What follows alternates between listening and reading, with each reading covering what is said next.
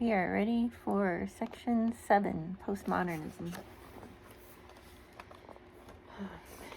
It is hard to tell what postmodernists think about economics. Ooh, there we go. They avoid using terms with which all economists are familiar, such as wages, pensions, interest rates, inflation, social security, and retirement. Instead, they use words most people find obscure, like fragmentation, differentiation, chronology, pastiche, anti-foundationalism, and pluralism. If those aren't enough, sorry, the lamp just a little closer. Aha! If those aren't enough, David Ruccio and Jack Ameriglio, two professors fascinated with Marxism and postmodernism, also add to their list the undecidability of meaning, the textuality of discursivity of knowledge, the inconceivability of pure presence, the irrelevance of intention, the insuperability of authenticity, the impossibility of representation, the celebration of play, difference, plurality, chance, inconsequence, and marginality. They must be good spellers, though. That's all I'm going to say. In addition to these arcane ideas, one concept seems to be at the heart of postmodern economics: the decentered self. Decentering usually refers to a person who stops seeing him or herself as the center of reality. To postmodernists, though, the decentered self is a self with no core. Humans are social constructions, fictional stories we tell ourselves or have heard from others, or worse, fictions we have come to believe. There is no unified, rational being underlying who we are. Of course, these stories do not correspond to anything objective or eternal. If they are true in any sense, it is because we find them persuasive, not because they are ultimately and finally true. The decentered self is at odds with the notion of a person who has inherent value and is capable of stewarding economic resources. Thus, the postmodernist tools for explaining and reproducing economic success are severely limited. I'm going to stop for just a second and go back to decentered self. When it says decentering usually refers to a person who stops seeing him or herself as the center of reality. That sounds like a good thing. But if you look, just below it says the decentered self is a self with no core. Use that definition when you think of decentered self. Everybody has what we would call a center or a core that we were given by God. So when they talk about the decentered self, they're talking about a person who has no center, no core. You could even say foundation on which to stand, okay? So it's not a typo, it's just in the understanding of it. And the first one sounds better than the second one, but they're both the same thing. Further, postmodernists find the very idea of humans having an actual nature given to them by God as the source of the injustice in the world. Gender is just one example. The idea of a difference between men and women has been inculcated by an oppressive patriarchal society. Only when we recognize the fictions created by our gender constructions can we overcome the economic oppression those fictions reinforce. In some ways, postmodernism began as a response to Marxism's failure. Michael Foucault, for example, reacted against the purely economic and state-centered focus of socialism and nationalism, stressing that power needs to be reconceptualized, and the role of the state and the function of the economic need a radical revisioning. Toward the end of his life, Foucault even began encouraging his students to read Friedrich A. Hayek and Ludwig von Mises, two economists suspicious of anything hampering free markets. Perhaps his vision was more libertarian, radical freedom from government intervention, than anything else. Richard Rorty also saw socialism as a failure. Just about the only constructive suggestion Marx made, the abolition of private property, has been tried. It did not work. Rorty criticized socialism and offered an alternative, writing, "Most people on my side of this cultural war have given up on socialism in light of the history of nationalization of enterprises and central planning in Central and Eastern Europe. We are willing to grant that welfare state capitalism is the best we can hope for. Most of us who were brought up by Trotskyite now feel forced to admit that Lenin and Trotsky did more harm than good." In place of Marxism, Rorty suggested a form of intervention that is neither totally state-planned economy nor a completely free market economy, but a combination of the two. The state would redistribute wealth created in a partially or mostly free market environment. He called it welfare state capitalism. Rorty was not as shy as other postmodernists about proposing a direction he thought society should go, and in suggesting universal ethical norms that he elsewhere claimed did not exist. Economics, he said, should have as its transcultural imperative the alleviating of human suffering. Economic interventionism will accomplish this, he thought, as he told a college audience in 1999. The non-West has a lot of justified complaints to make about the West, but it does a lot to Western ingenuity. The West is good at coming up with devices for lessening human suffering. These devices are used to prevent the strong from having their way with the weak, and thereby to prevent the weak from suffering as much as they would have otherwise. Other postmodernists, however, believe Rorty is too optimistic and that all economic systems are a disappointment.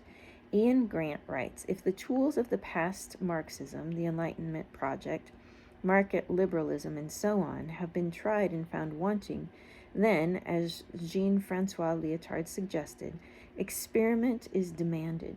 If everything we have tried has failed, what is the harm in experimenting?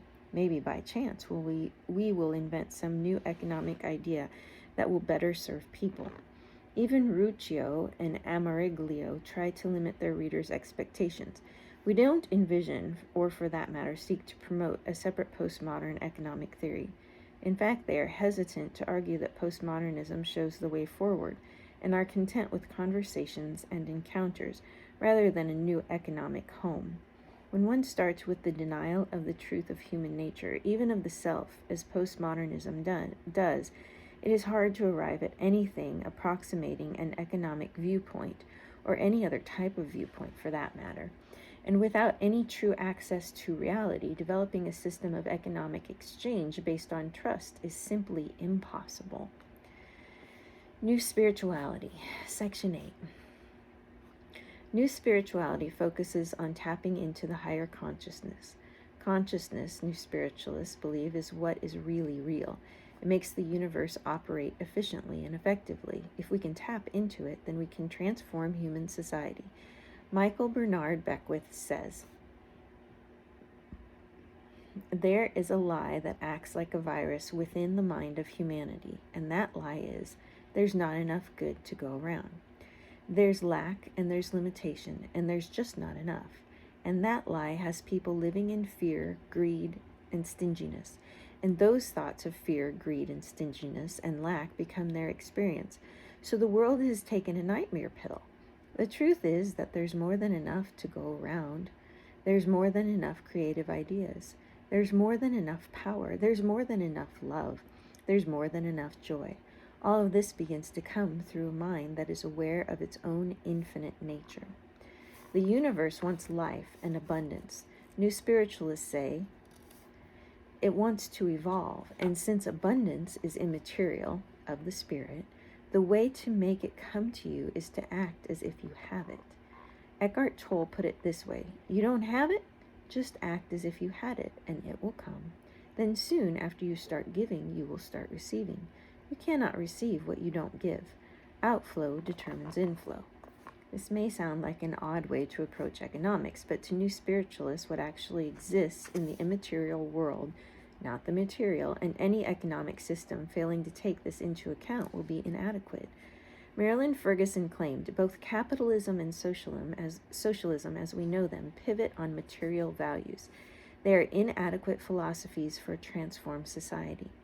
Economic problems are a symptom of a greater spiritual problem. Shirley MacLaine believes that greed, envy, slander, theft, and covetousness are only a manifestation of the need for human love. All concern and the marketplace will be moot. I'm having a hard time reading tonight.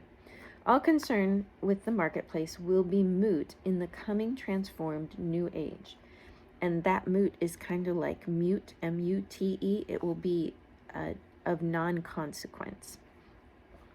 People of the future will not be concerned with meeting financial needs, but with pursuing their inner truth. New spiritualists believe if we all follow our inner voice, society will lack for nothing. Shakti Gawain says, "We make a contribution to the world just by being ourselves in every moment. There are no more rigid categories in our lives. That is work, this is play. It all blends into the flow of following the universe, and money flows in as a result of the open channel that's created. You no longer work in order to make money. Work is no longer something you have to do in order to sustain life. Instead, the delight that comes from expressing yourself becomes the greatest reward." Gawain also says, the more you are willing to trust yourself and take the risks to follow your inner guidance, the more money you will have. The universe will pay you to be yourself and do what you really love. In New Spiritualist Economics, the more attuned a person is to higher consciousness, the more the universe will demonstrate this level of enlightenment by mirroring more God money in action. The more enlightened a person is, the more money and success will naturally occur in life. It is based on this insight that we call the New Spiritualist view of economics universal enlightened production. As Marianne Williamson says, our purpose on this earth is to be happy. Personal prosperity is at the heart of New Spiritualist economics. In many ways, this seems selfish, but you can sound almost biblical to the non-discerning. As Kevin Ryerson says, God does not work for you, God works through you. As we saw in our chapter on politics, some New Spiritualists think more meditation would lead to greater health and productivity. Big government wouldn't be as necessary. Others desire something more invasive. Vera Alder, for example, described the monetary system of the future as individual needs would largely be supplied on the ration card system. The need for handling of money would dwindle. There would, of course, be a universal currency the world over. There would be a central bank. Few New Spiritualists concern themselves with economics because they assume that economics is a matter for the unenlightened. There is no need to study economic systems to discover the nature of the economic realm. When people achieve higher consciousness, they will make wise economic choices. They will achieve material success. Poverty will disappear. Economic theorizing will be irrelevant. Islam. Khurshid Ahmad says Islamic economics is rooted in Islam's particular worldview and derives its value premises from the ethico-social teachings of the Quran and Sunnah. At this point, Islam's economic program is not evident because, according to Saeed Nawab Haider Naqi, the national professor of economics in Pakistan, it is still an evolving discipline. Naqi says the Muslim society of today is not yet a society on its own. It is still under the shadow of the Western system, and as such, it is doubtful how representative of the Islamic ethos its current behavior can be. Still, it's not hard to look at Islamic beliefs about God, human nature, and the world and figure out what a consistent Islamic economic viewpoint would be. Islam does not have a concept of original sin that taints everything and everyone. Everyone in the world was born a Muslim. If they are not now Muslim, it is because they are in rebellion and must be brought back in line. There is an afterlife, and there will be a final judgment. No action is hidden from God. God exists and is just, and his will, as revealed in the Quran, instructs Muslims to feed the poor, give alms, help orphans, provide loans without interest to Muslims, not hoard food, and not gamble. Islamic economics does not just involve a series of prohibitions, meaning don't do this. Muslims are to work hard and share their wealth with fellow Muslims in need. They can earn income, amass wealth, and enjoy all good things. The principles of Sharia law do have an economic component, however limited. We call this Sharia economics. According to Naqi, the Islamic economic vision is based on 4 foundational principles for the Islamic approach to economics: unity, equilibrium, free will, and responsibility. Let's look at each of them. Unity. In Islamic theology, God is a stark unity, a single divine person without partners. This concept is called Tawheed. He is the creator of all things, the one to whom all humans will give an account. As such, all humans should submit to God. They must become Muslim. Islam means submission, as we have seen, and this entails aligning all desires, ambitions, and actions with God's will, a will expressed in His commands. My service and sacrifice, my life and my death are all of them for God, the Creator and Lord of all worlds. That's Quran 6:162. Corresponding to the unity of God is the unity of humanity, which requires political unity. Muslims do not believe in human fallenness in the way Christians do, so they tend to be less suspicious than Christians of concentrated political power. We must all be united in a global Islamic state, Muslims believe. National boundaries, war, and religious divisions may make this seem impossible, but economic resources must be used to fulfill this vision of universal unity of the Ummah, the Muslim community. Equilibrium. Verily, God has enjoined justice and kindness. Quran 1690. Muslims must reflect justice and kindness in all social institutions, not just economic transactions, and also in the care of the poor. As such, the needs of all the least fortunate members in Muslim society constitute the first charge on the real resources of the society, observes Naqi. Islam affirms the value of private property and recognizes the reality of economic disparity. But Islam also affirms that there is a basic standard of living, food, clothing, shelter, that is due to all. Regular warnings are given to the wealthy. Then there's free will. Muslims believe we are responsible for our beliefs and actions. We can choose to do right or wrong. We are capable of both virtue and vice. Greed, selfishness, gluttony, exaggerated materialism, and the like are expressions of our nature gone astray. Naqi says, in the final analysis, we can say that notwithstanding the differences of emphasis, there has been a tacit agreement among theologians that man is responsible for his acts and that God, by his very nature, is just in deciding man's fate according to his deeds. Concomitantly, therefore, man must have freedom of will in shaping his destiny. Responsibility. Corresponding to free will is responsibility. Not only are we responsible to God, we are also responsible to our fellow humans. Almsgiving is central to being responsible in our economic activities and mostly takes the form of giving to the poor and the needy. Hoarding wealth at the expense of the well-being of other Muslims is prohibited. You will never come to piety unless you spend of things you love. Muslims believe that by giving we become better people and fulfill our moral responsibility to God, ourselves, and our fellow human beings. Some even believe that generosity can atone for sin. Muslim law has economic implications in 4 areas, and I want you to pay attention to the wording because the wording is important. Everything they've said so far should sound good and it should sound right. And now I want you to tune in more to the wording. So just listen. I'll try and read it slow when I get to those parts. Almsgiving. The Arabic word for almsgiving is zakat. It is one of the pillars of Islam. Every Muslim is required to give 2.5% or 1/40 of his or her annual net income. This is income after expenses and taxes, to the poor, either directly or through charities. Inheritance. While Islam respects the individual's right to own property, that right terminates on the owner's death, and the property is distributed according to a complex formula. A Muslim's estate is to be divided up among relatives. Upon the death of a wife, the husband is to receive 1/2 of her estate, while upon the death of a husband, the wife is to receive 1/4 of his estate. Such practices, unequal though they are understood as a divine wealth redistribution plan. Riba. Islamic economics prohibits interest on loans. This is commonly understood to mean that when lending money to fellow Muslims, interest on that loan is forbidden.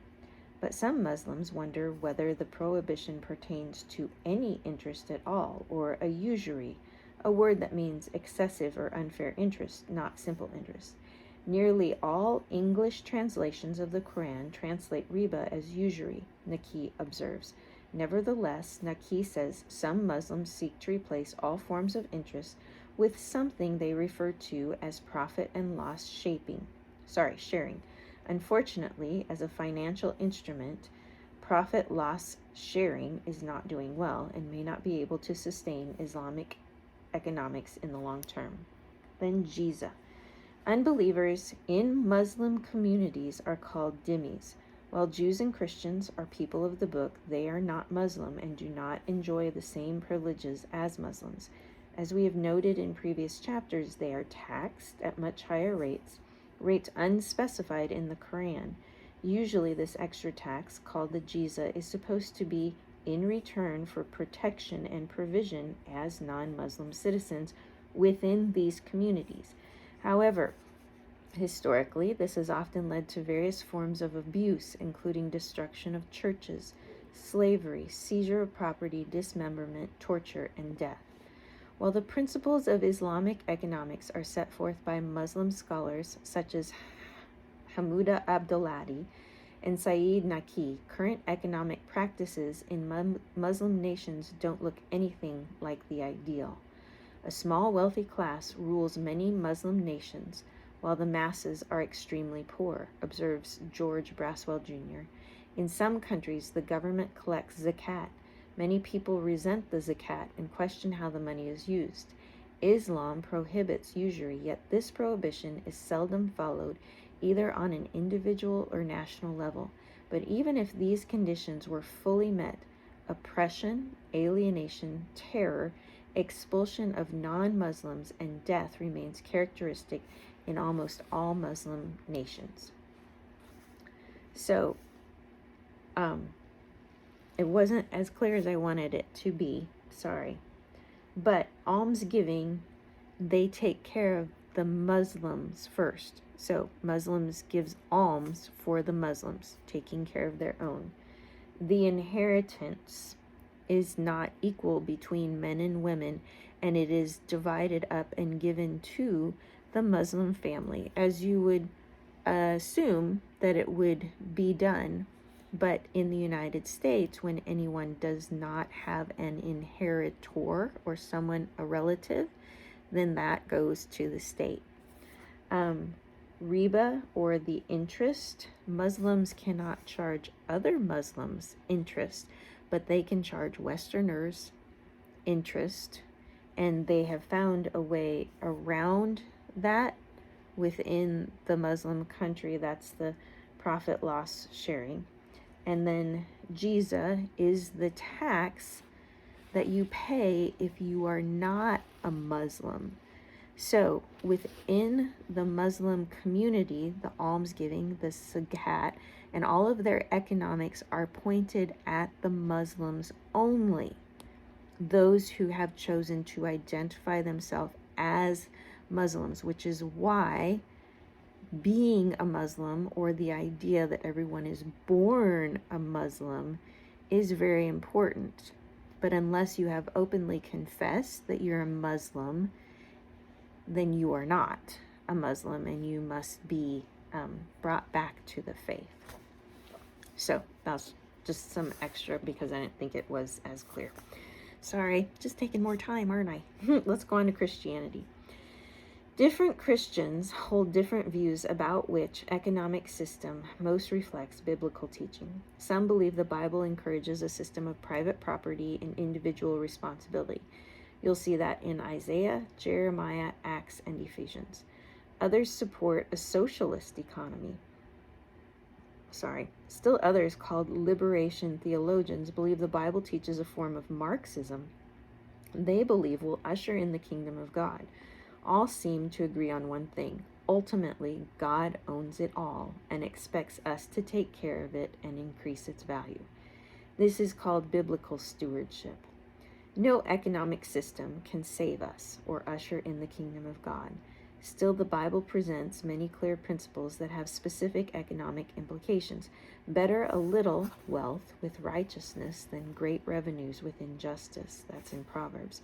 And let the thief no longer steal, but rather let him labor, doing honest work with his own hands, so that he may have something to share with anyone in need. That's in Ephesians. And 2 of the 10 commandments, do not steal and do not covet, imply the legitimacy of private property. Applying biblical principles like these leads to economic policies under which humans can flourish. Today, the realistic choice is between some form of socialism, centralized control, or some form of capitalism, free enterprise or open markets.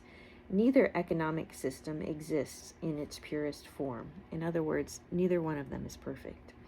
All capitalist systems contain some elements of socialism and vice versa.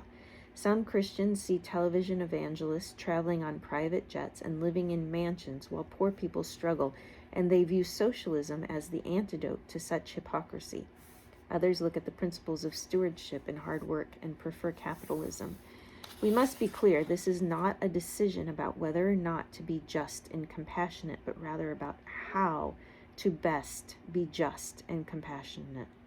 Is it through freedom, rule of law, initiative, ingenuity, and hard work, or through centralized government planning? Ronald Nash was a Christian philosopher and economist who put the distinction in perspective.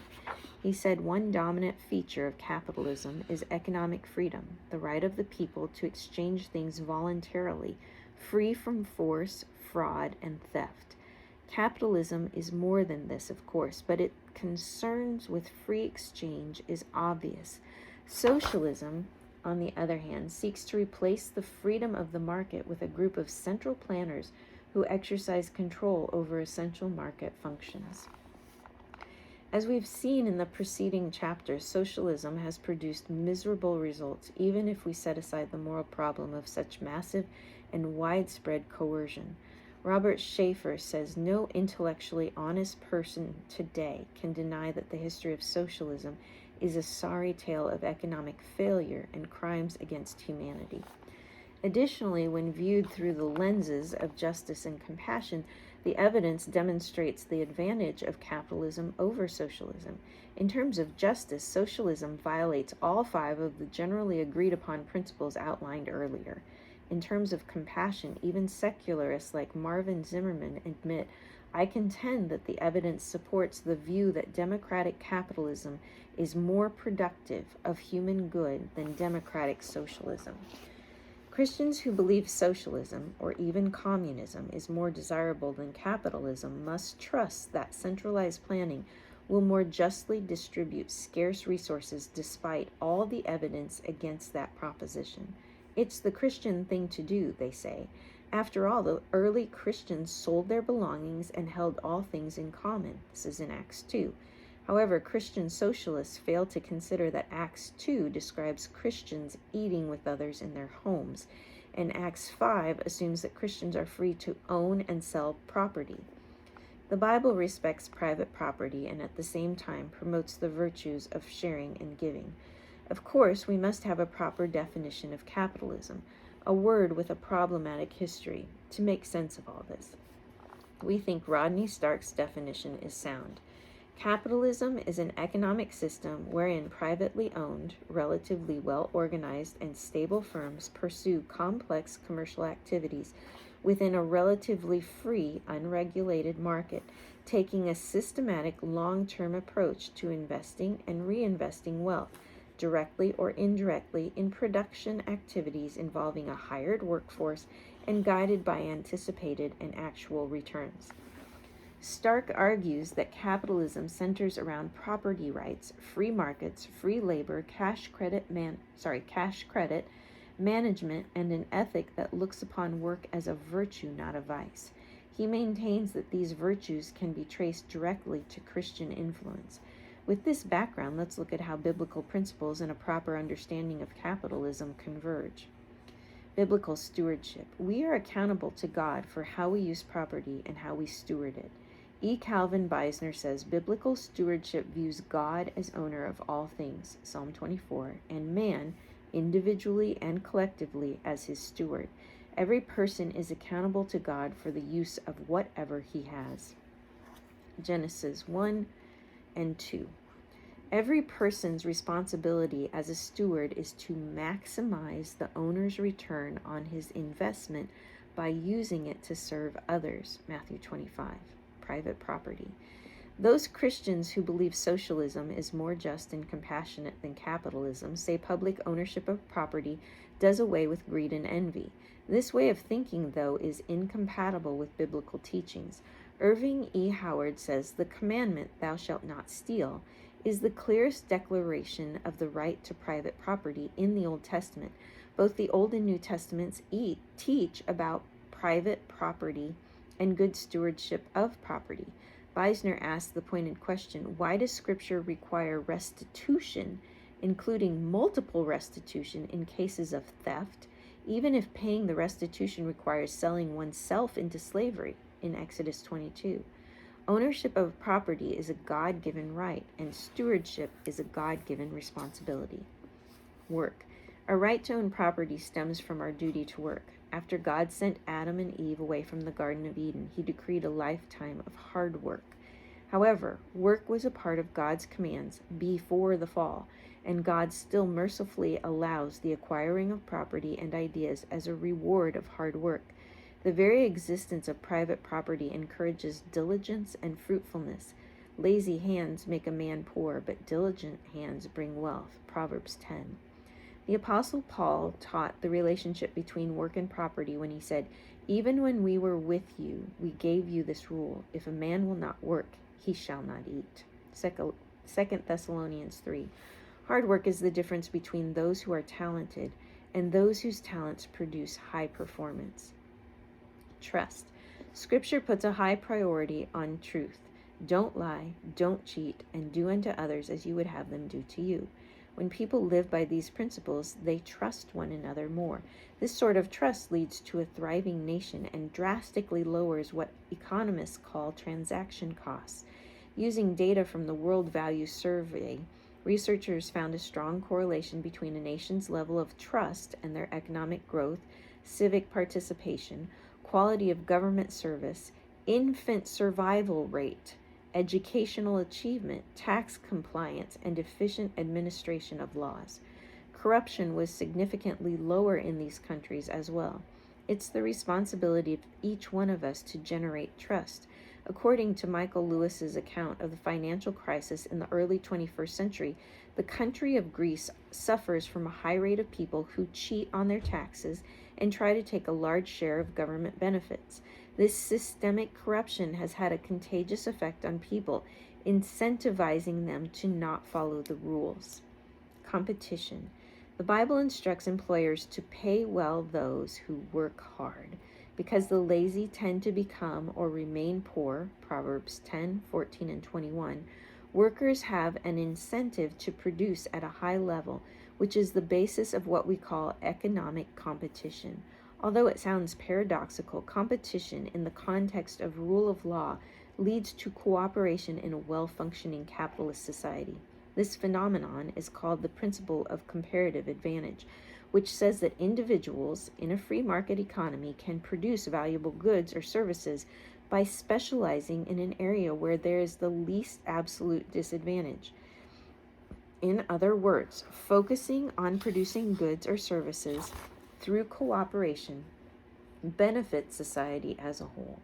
This in turn creates more goods and services that can benefit the poor and also reinforces our worth and dignity, in the sense that our work and diligence contribute to the welfare of society. Social justice. Christian socialists believe our obligations to the poor demand an equal sharing of limited resources. The Bible, however, stresses not showing special favor to the rich or to the poor, Leviticus 19. E. Calvin Beisner counters the socialist interpretation of social justice when he says, God is not on the side of the poor. despite protests to the contrary. Any law, therefore, that gives an advantage in the economic sphere to anyone, rich or poor, violates biblical justice. Justice requires equality before the law rather than equality of income or ability. Impartiality, not equality, is the key to a biblical understanding. Beisner continues, the Bible demands impartiality, which, because people differ in interests, gifts, capacities, and stations in life, the Bible demands impartiality, which must invariably result in conditional inequality. Conclusion.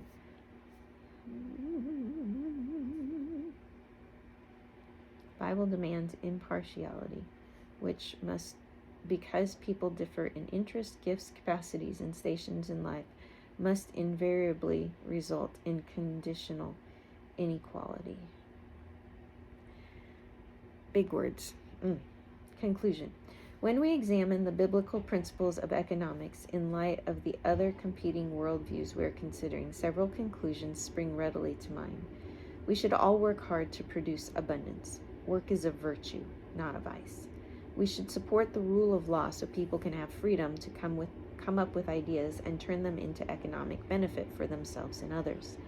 We should focus on impartial administration of justice rather than equal distribution of goods. Equality is important, but the focus should be equal treatment before the law rather than on equal economic outcome. The Bible does not teach socialism or communism. We must take into consideration the rising generation. Have we left them a sufficient productive base so they can thrive? Have we operated government in such a way that it will help rather than hinder? The Christian worldview embraces the peaceful and free exchange of goods and services without fraud, theft, or breach of contract. Private property and stewardship are necessary and good. While not everyone possesses the same skills, interests, or connections, every human being does bear God's image and is capable of working hard to come up with good ideas to make life better for themselves and others. If we all take responsibility to do this, we will see abundance continue to grow and truth and rightness continue to spread throughout the world. But there's still a problem. In our fallenness, we humans too often forget the lessons learned from past societies about how to establish good laws and encourage productive economic activity. The study of history is necessary to help us grasp how people in the past thought and lived, and how we might learn from their successes and failures to help humans flourish in our own time. As we will see in the next chapter, though, the study of history isn't straightforward. Each worldview approaches it differently, and this affects what course of action its adherents suggest for the future. I'm going to go back to this sentence because I'm having trouble with it. Okay.